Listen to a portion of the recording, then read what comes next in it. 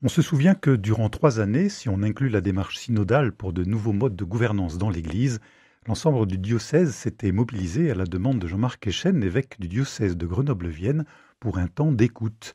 Cette démarche devait conduire l'évêque à proposer des orientations pastorales pour les années à venir. Ainsi, à la Pentecôte 2025, un premier document était proposé. Il a pour titre « Un élan renouvelé en partant du Christ pauvre et de nos frères et sœurs les plus délaissés ». Nous avons eu l'occasion de le présenter sur cette antenne. Dans ce document, la dernière partie annonçait les prochaines étapes au nombre de 7 thématiques que le pasteur du diocèse a retenues à partir des nombreuses contributions. En ce début du mois de septembre, c'est donc le premier chapitre qui est proposé à l'ensemble des catholiques de l'Isère. Ce chapitre a pour titre « La vie chrétienne comme chemin de discernement spirituel » et aujourd'hui, son auteur vient nous présenter les grandes lignes, non pas pour nous dispenser de le lire, mais au contraire pour nous donner envie de vous y plonger. Jean-Marc Echen, bonjour. Bonjour. Merci de répondre à cette invitation. Alors avant de rentrer dans ce premier chapitre, de donner un peu les grandes thématiques que vous abordez, comment est-ce que vous avez des retours sur l'introduction que vous avez donc proposée à la Pentecôte? Est-ce que plusieurs vous ont dit l'intérêt que ça a apporté? Et puis peut-être des questions, comment ils l'ont reçu, cette première introduction? Oui, je crois que ça a suscité de l'intérêt. Alors peut-être que les personnes qui ont trouvé ça moins intéressant ne m'en parlent pas, ou si elles ne l'ont pas lu, évidemment, elles ne m'en parlent pas. Mais je pense que ça a suscité de l'intérêt parce que c'était aussi un peu inattendu d'engager ces orientations spirituelles sur cette thématique-là.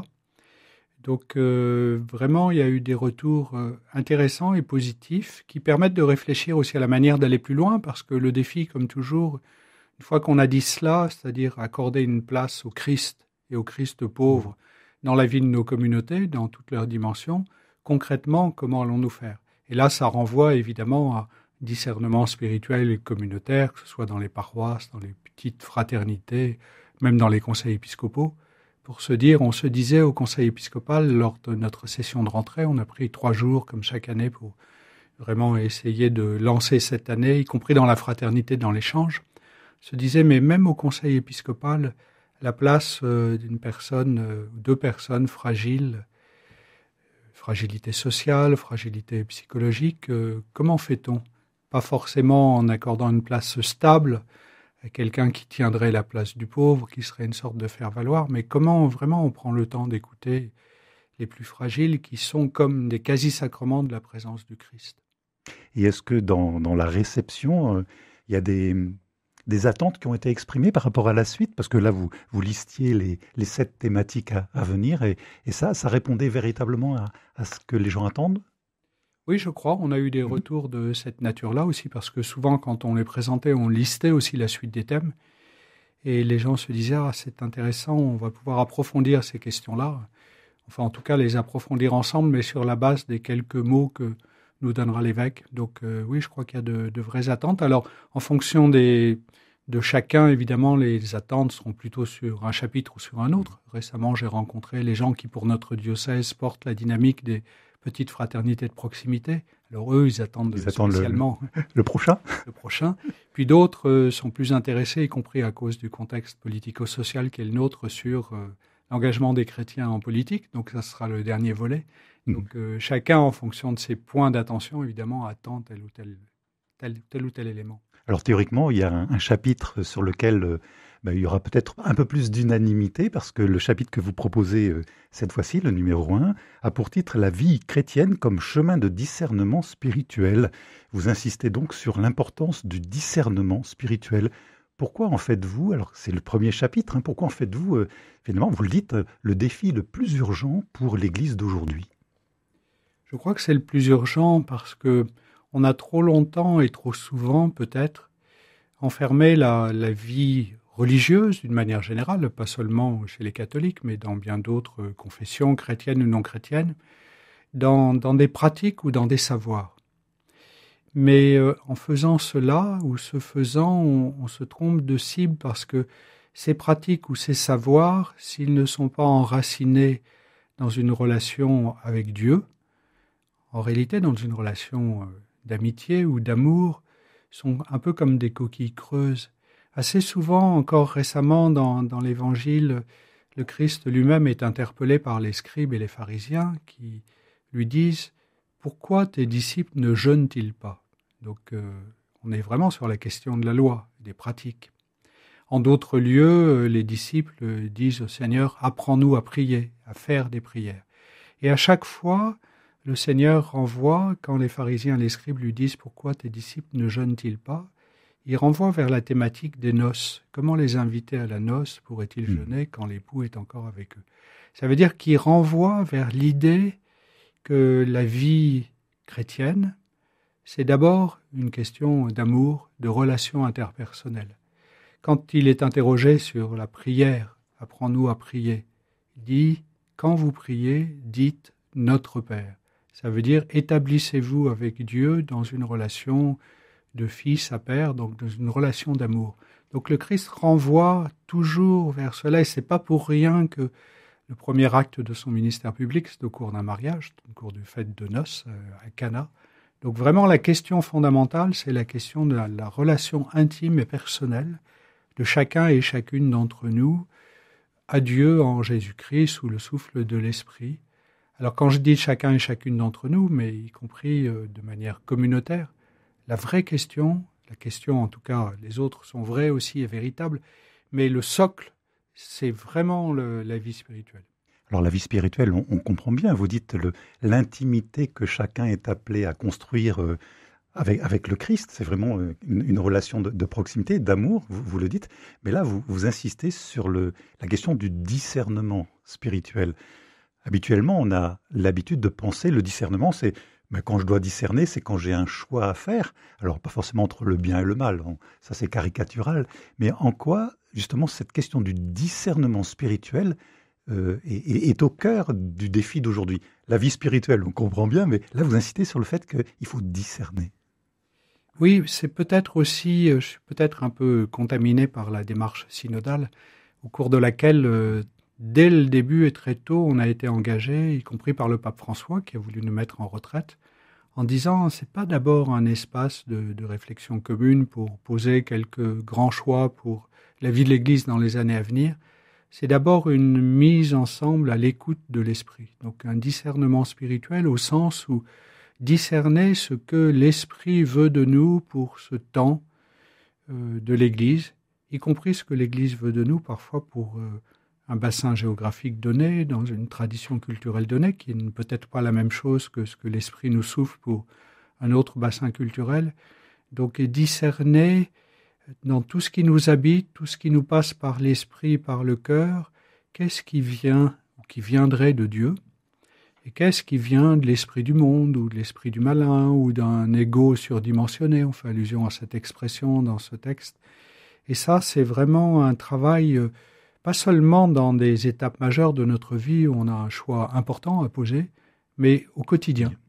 Comment on utilise souvent, quand on célèbre les confirmations, l'image de la voile, et donc il s'agit de saisir, quand on est à la barre d'un dériveur ou d'un catamaran, de se mettre sous le vent. Donc pour conduire notre vie, y compris au quotidien, y compris ce matin en me levant, mais aujourd'hui, qu'est-ce qui est important dans cette journée? J'aurai 1000 choses à choisir. Qu'est-ce que je vais prioriser? Non pas en fonction de mon idéologie, de mes choix personnels et intellectuels, mais en fonction de l'endroit vers lequel me guide le souffle de l'esprit. Et ça, j'utilise une phrase que je trouve très belle de Madeleine Delbrel qui nous dit le défi, c'est d'apprendre à être sur la main du Saint-Esprit comme un gant de peau bien souple. C'est-à-dire vraiment que notre vie, notre existence, qui est parfois comme un gant de chantier qui a parfois trempé dans le ciment et est un peu raide, on ne peut plus s'en servir pratiquement. Comment faire qu'il devienne un gant de peau bien souple pour nous donner la possibilité d'agir, mais avec la force de l'esprit qui est en nous et pas avec nos propres intuitions, nos propres forces. Jean-Marc, dans votre texte, vous avez une expression qui, je pense, va faire date. Vous parlez du syndrome de Marthe. Alors, on connaît bien l'histoire de Marthe et Marie. Vous soulignez combien ça peut être dangereux pour la vie spirituelle, justement, ce syndrome de Marthe. Comment vous l'expliquez? Cet activisme à outrance qui est peut-être un travers de nos communautés, ou en tout cas, voilà, dans notre histoire. Vous dites, attention, danger. Oui, c'est certainement un travers que connaît l'humanité depuis les origines, mais peut-être particulièrement dans notre temps où nous sommes tentés de vouloir aller toujours plus vite d'un point à un autre, d'optimiser toujours nos pratiques, d'être dans des logiques de production, voire de surproduction, parce qu'on cherche à faire toujours mieux et toujours plus vite. Et on sent bien que cela nous détruit collectivement et individuellement. Phénomène aujourd'hui qu'on appelle le burn-out, mais finalement c'est une sorte de dépression, à force de rechercher cette possibilité de mettre l'infini dans le temps. Eh bien, en quelque sorte, on perd le contrôle et on peut devenir fou, au sens, j'allais dire, le plus étymologique du terme, c'est-à-dire perdre la raison. Alors, c'est un peu le reproche que Jésus adresse à Marthe. Il ne reproche pas à Marthe heureusement qu'elle est là pour se soucier aussi du repas. Il faut bien manger. Il faut bien manger. Mais à un certain moment, elle le fait, tu t'inquiètes et tu t'agites, elle le fait avec inquiétude et agitation. Donc il semble lui dire, c'est en tout cas mon interprétation, que ce qu'elle fait est très utile, mais il faut qu'elle débarrasse de ce faire l'inquiétude et l'agitation. Et vraiment, moi je me dis ça pour moi-même, mais il m'arrive de dialoguer avec mes collaborateurs là-dessus aussi, si à un certain moment, ne serait-ce que pour publier la lettre pastorale, ça a été compliqué pour la première, parce qu'il y a eu des allers-retours, des incompréhensions, et ça suscite de l'inquiétude, de l'agitation, de l'agacement. Alors ce serait un peu paradoxal qu'autour de quelque chose qui vise au bien et à la paix, on soit dans l'inquiétude et dans l'agacement.